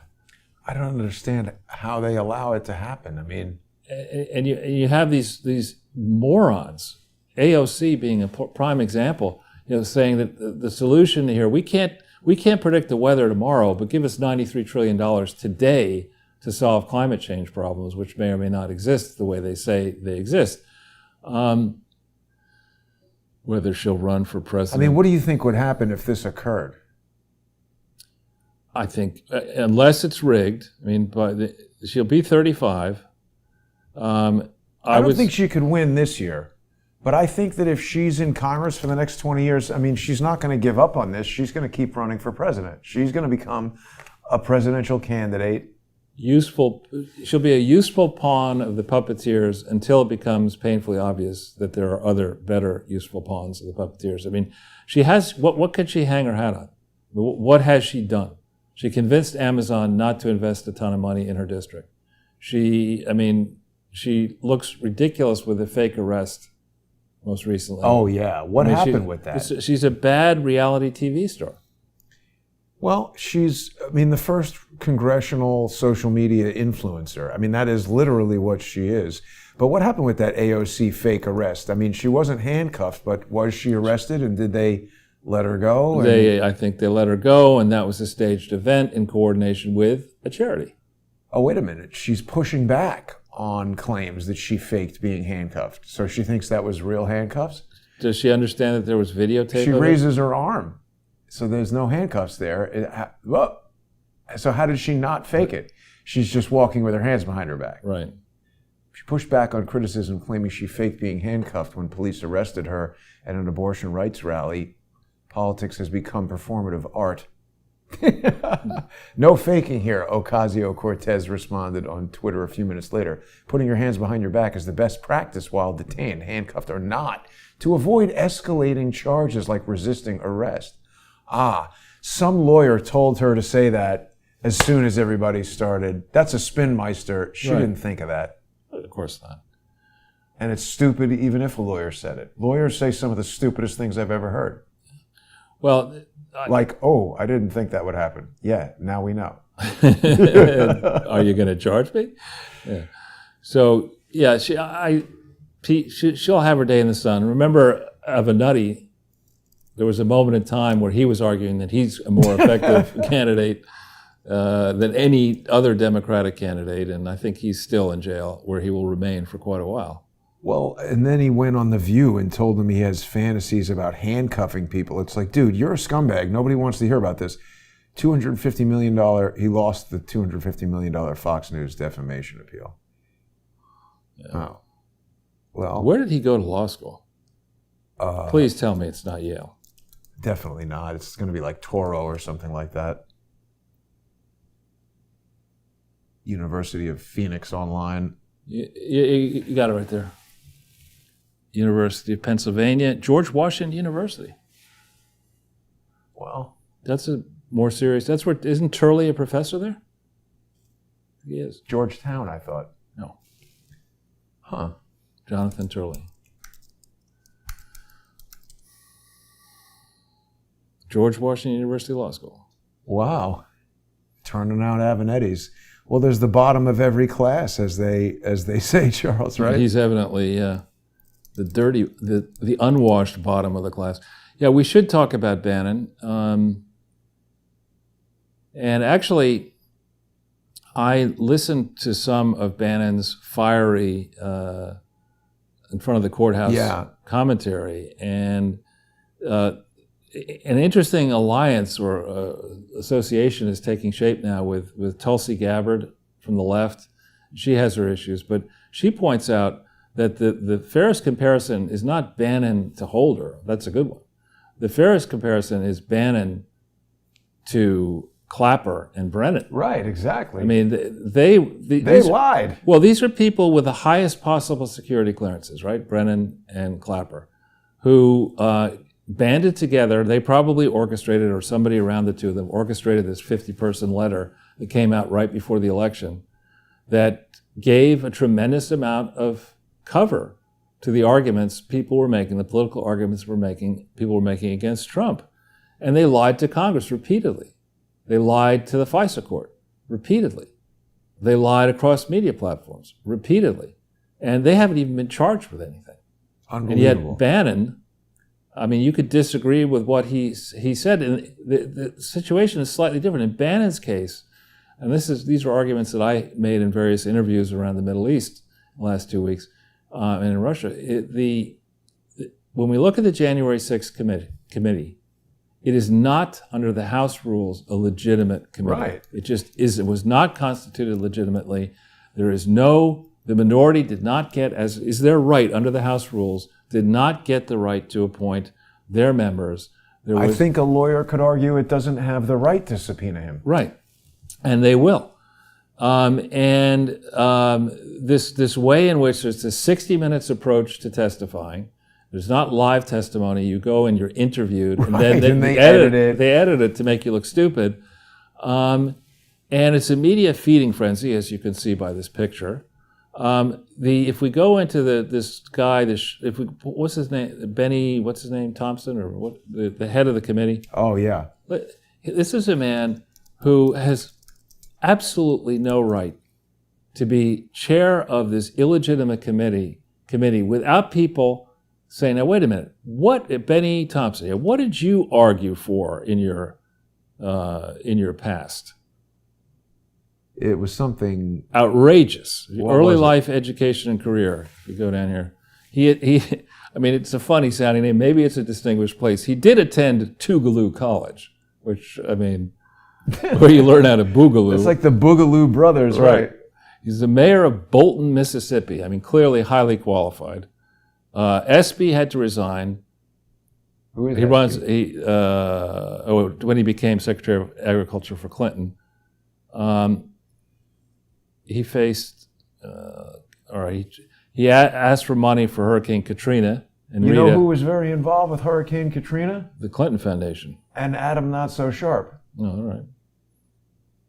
Most liberal member, but I think founding member of the Congressional Progressive Caucus. Oh. But at one point he objected to the certification results of the 2004 presidential election in Ohio. Oh, he should be thrown off of YouTube for that. You can't question. Here he's at somebody's house party. What the hell is going on here? But at some point in his past, he got arrested for something. Yeah, he was arguing, I think, for a separatist state within the United States. Oh, right. I don't know. We're not getting that. Well, why don't maybe they try to memory hole it? Maybe if you put Benny Thompson and separatist into Google, maybe you'll get. I mean, this is hardly an objective individual here. Insurrection panel. Yeah, this must be it. No. That's the January 6th area. Openly sympathizing with a secessionist group known as the Republic of New Africa. Right. And as a result, a police officer was killed. Okay. Why haven't we heard anything about this? Well, it's inconvenient truth. Yeah, I mean, it's a totally disgraceful. Yeah. They stormed. Oh, not unusual for leftists to change their stripes as Democrats. Take Bobby Rush of Illinois, co-founder of the Black Panther Party in 1968. He was a proud insurrectionist too. That's when the Black Panthers were armed. Hillary was in law school then. This is the same time when Hillary was in law school. So shouldn't we be asking ourselves, we think that that communism failed and Ronald Reagan achieved great things from 81 to 89. Is it more the case that in the quiet of the night, the communists have infiltrated our educational systems, our media systems, our investment systems, our political systems, and now are conducting a show trial? I mean, I used that phrase, I think, in an interview with an Iranian newspaper or media group, and I was surprised to see Tucker slamming, hard on Friday. It's a show trial. It's a show trial. It's exactly what it is. It's a show trial. And I think Bannon is doing, frankly, radicals a service, standing up and saying, listen, if you're going to go after me for not cooperating with the House, you've got to make sure that the House committee was legitimate, because if you set the precedent that you can do this, The shoe will be on the other foot very shortly, and you really want to be on the receiving end of the whoop-ass that's coming for you. I just think that is a weak statement because the people doing it are like, ha ha ha, that's what you think. We're about to take control of everything for the rest of ever. Yeah. So while he's not incorrect, I don't think that's the way it's going to go. But while we're talking about January 6th, this is another thing that's a little bit sort of obvious. But the New York Times has, instead of showing this guy in his body armor and his camo where he looks like one of these guys who's, 65 or whatever, but could kick your ass. It's Ray Epps. No, but doesn't he look like that actor, who's on the show now with Sofia Vergara, but before that he was on... Oh, you're thinking of Ed O'Neill. Yeah, exactly. Well, in this picture he does. I mean, in this picture he just looks like a kindly old man with his lovely wife in their mobile home. But like... Who's the author of this article? It's further down. Mickey Mouse. Alan Feuer, I never heard of him. But the point is, everybody else, old ladies who are walking around inside the building like, oh, don't break anything, are getting months in jail. This guy who's on video all over the place telling everybody, tomorrow we're going in there. Wait a minute. Obscure right-wing media outlets like Revolver News, that's not obscure. Darren Beattie is quite impressive. I agree, but if you're the New York Times, this is what you say about people like that and people like me, and it's because we are right. This guy, at very least, needs to be questioned, and we need to thoroughly understand. Why is it that people who are just walking around in charge with trespassing spent time in jail? And this guy who's telling everybody, you have to go in the building. On tape, we've seen it. And they're not even arresting him. Can I put in a plug for the tape that you shot when we were down there? It's been deleted by... If we show it here, they might... I won't mention it. It's deleted by you-know-who, but we'll mention it. I put it on Odyssey. Well, I don't want to get... Well, we won't play it. But people go on Odyssey, and if you put in Crowdsource the truth, and you look on that, you can watch the simulcast of today's show. And also, you can scroll down and find it. The person who got it deleted from YouTube is now in the process of trying to sue Odyssey and take this all down too. It's amazing, Charles. You and I go to this effort of producing, it's like a day-long video. I haven't seen anybody else with 5 hours of continuous video of this thing. Yeah, 5 hours. And, you would have thought if the January 6th committee were rigorous. Watch every minute of this. Yeah, exactly. They would say... Mr. Goodman, we'd like your video. Yeah, not take it off of YouTube. We'd like to talk to you about it. I would think so. Yeah. Did they contact you? No. You know who mentioned January 6th? Was the asshole law firm that represented the Emmys. They were like, what were you doing on January 6th? Which obviously has nothing to do with the nonsense they were suing me for. No, the point is everything I was doing on January 6th is on that video. Right, exactly. Other than like getting out of the car and walking there and then leaving there and getting back in the car and leaving. Were you able to film the mob that went after us? Remember at the end of... You know what? They didn't really come after us. They just said something stupid to you. And no, we already had the camera off at that point. It was so cold. Well, but also it was like, 5 hours at that time. I don't think I had the big sound recorder then. I don't know. I don't remember how I got that to run for... Maybe I did have the big sound recorder. But I think every battery was running out at that point. And we were just like... It was cold. It was cold. It was a lot of hours of recording. But, they're not questioning that guy, Ray Epps. The Secret Service has deleted their text messages. Yeah, that's not suspicious. The whole thing is, the Secret Service is not smart. The Secret Service, all of these agencies need to be destroyed and recreated from the ground up with modern checks and ways to make sure that these things aren't being corrupted. I just think that everything is so corrupt right now. It just almost feels like there's no way back. Right, and even a guy who's ostensibly a good guy, Dan Bongino, he is a cop, then a Secret Service guy, and now he's a millionaire. And people look at that in Secret Service and they say, I could do that. Right. Why am I going to? This is a stepping stone, just as is politics. Right? You go and you do 2 years, 4 years, 6 years, whatever, and then you become a lobbyist. When I see this guy, all I can think of is blockhead. He is a blockhead. His head is a block. Yeah. He can be, when in his prime, before he got his contracts and his financials all set for life, he was amusing, particularly when he would be calling to Fox and Friends and they'd ask him a question. He'd get all exercised and red in the face. It was sort of funny to watch. And he would occasionally make some perceptive points, but now he's too full of himself. He's kind of in Sean Hannity phase. He hasn't done as much work as Hannity has done over 30 years. I just can't listen to either of those two guys. Yeah. He's got his CIA pin coming any day. Yeah. I feel like there was other stuff we wanted to talk about. Am I missing things? Bannon. I think we covered Bannon. Oh wait, we wanted to. There was something on here. Oh yes, right, Burks. Yeah, we've talked about this, I think, walking around. Now look at this thing. This has gotten 207,000 views. If we even say this. I just said 207,000 views. No. I mean. That's all I said. But my point is, they're publishing things in books that Crowdsource the Truth channels have been deleted from YouTube for saying. Right. Well, this is Zero Hedge Publishing. No, this is quoting her. This is what she said. Zero Hedge quoting what she said. Burks, right. Right. This is not.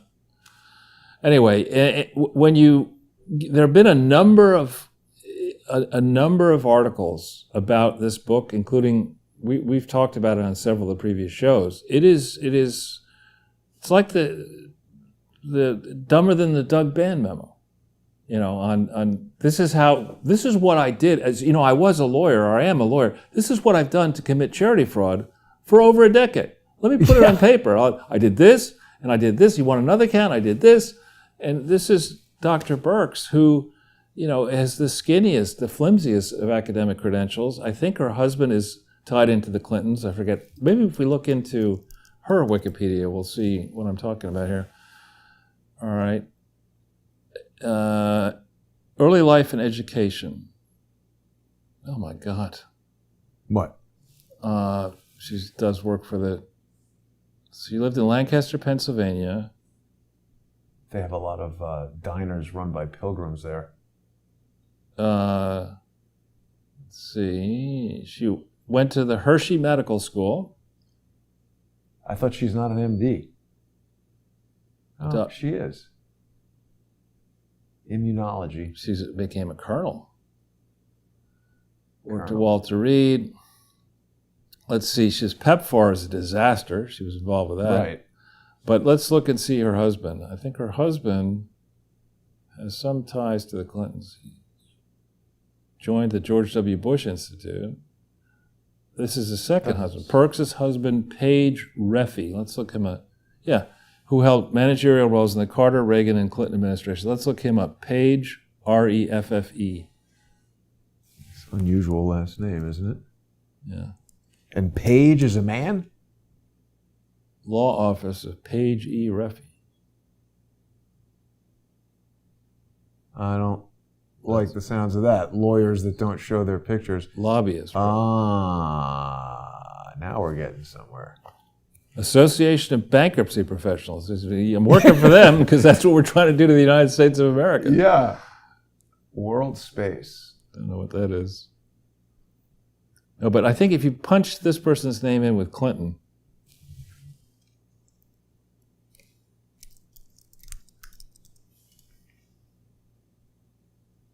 Deputy Assistant and Director of Advance for Bill Clinton in the year 1995 to 96. So that's the crucial year. Got to get reelected. Don't want people to focus on all the Chinese money that we took. Don't want people focused on, whatever actually happened with Vince Foster and all that kind of stuff. Here's the guy who's handling Bill Clinton's schedule. And that MI6 guy somehow hacked Bill Clinton's schedule, and then they stuffed him in a bag. What was that guy's name? Stuffed the MI6 guy in a bag, or?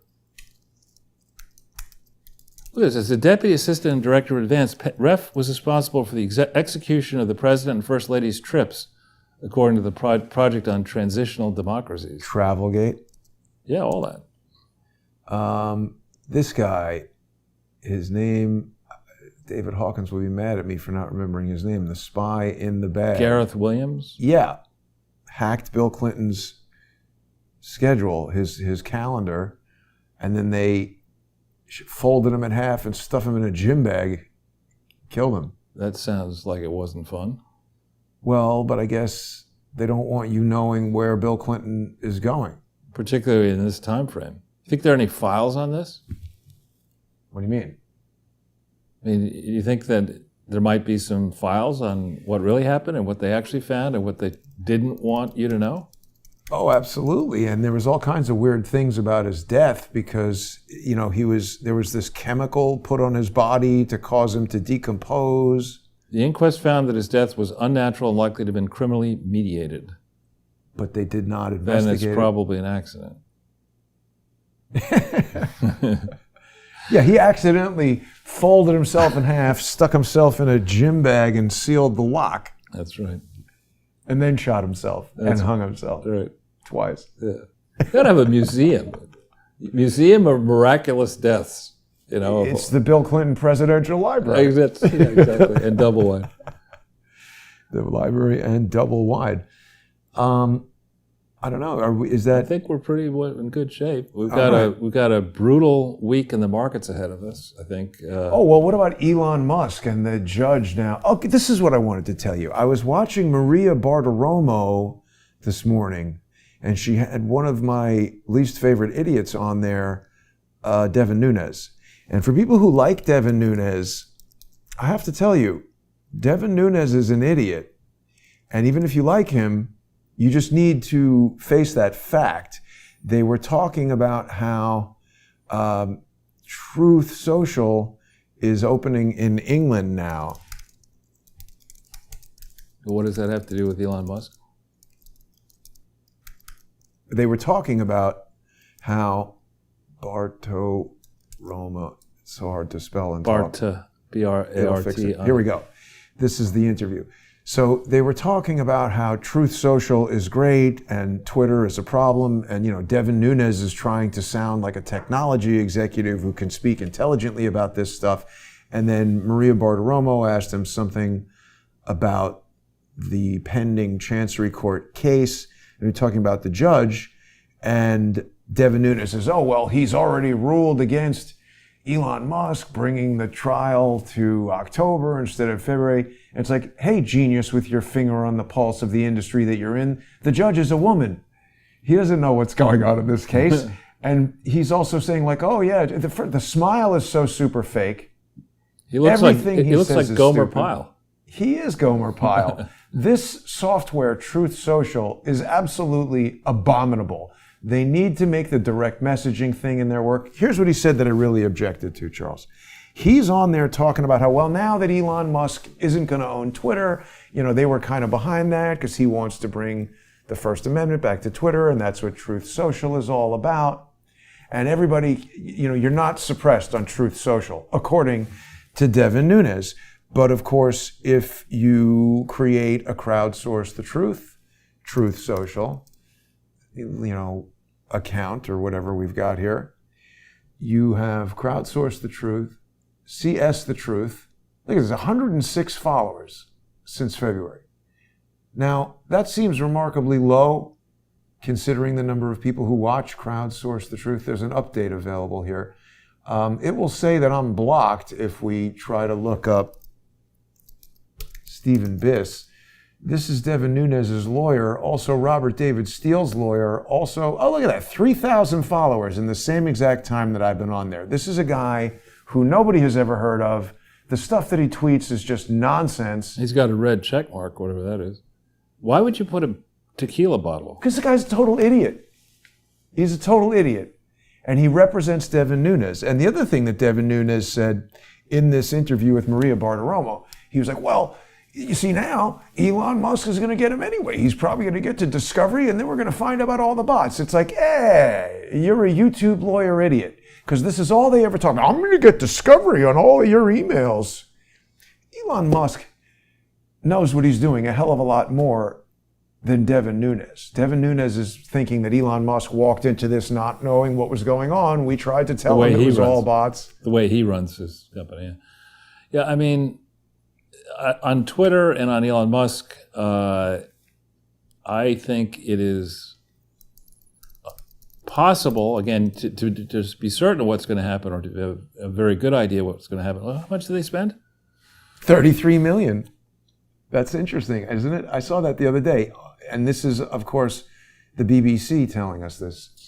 So what ultimately happens will be a function of what agreements actually were signed, and the whole agreement. It's not necessarily what we'll see. Sometimes there are confidential portions of agreements. If Elon Musk, and I find it difficult to believe that he would do this, or his people would do this, if he said, look, because this deal is such a screaming bargain, I'm going to agree to go forward without doing any due diligence, then he would have problems, a lot of very serious problems, I think, down the road with that. So I don't think it's likely. Is this his most recent? The most recent is something about Starlink, I think, launched some new satellites. Yeah. But he was saying something about, somebody in here wrote a tweet about even if he did waive due diligence, if they lied about information that they gave him, then that's fraud, and he's not going to be forced to buy it because you can't lie to somebody to force them. Oh, look, see, Elon Musk likes the Super Mario Brothers too. He's not too worried about it. He's still posting jokes. And they're like 14-year-old high school jokes. But I have a feeling that Elon Musk is very well prepared for what is going to happen with this. Let's hope. And I have no doubt that Elon Musk, even if he doesn't get the results that he wants from this endeavor, he's definitely smarter than Devin Nunes. That's not saying much. That's not saying much. That's Charles, another excellent show. Huge thank you to everybody who's been watching. Please become a sponsor of Crowdsource the Truth. If you enjoy the free shows here on YouTube, on Rumble, on Odyssey, on Getter. We're getting a lot of views on Getter, Charles. Let's see how many people are watching on Getter. Sometimes the show gets like 1,000 views on Getter. So thanks to everybody who's watching on the alternative platforms. If you're on Getter, we're there at CS The Truth. Yeah, we're live here. 908 views. Wow, that's great. Thanks to the 908 people who have been watching on Getter. Is that more than we have on YouTube? We have 717 with us there on YouTube. See, I don't know how it counts it. It says 909 views, but does that mean that people just popped in and looked at it? Or are there 900 people watching it now? Difficult to know. But become a sponsor and enjoy the sponsor-exclusive content on subscribestar.com/crowdsourcethetruth or patreon.com/crowdsourcethetruth.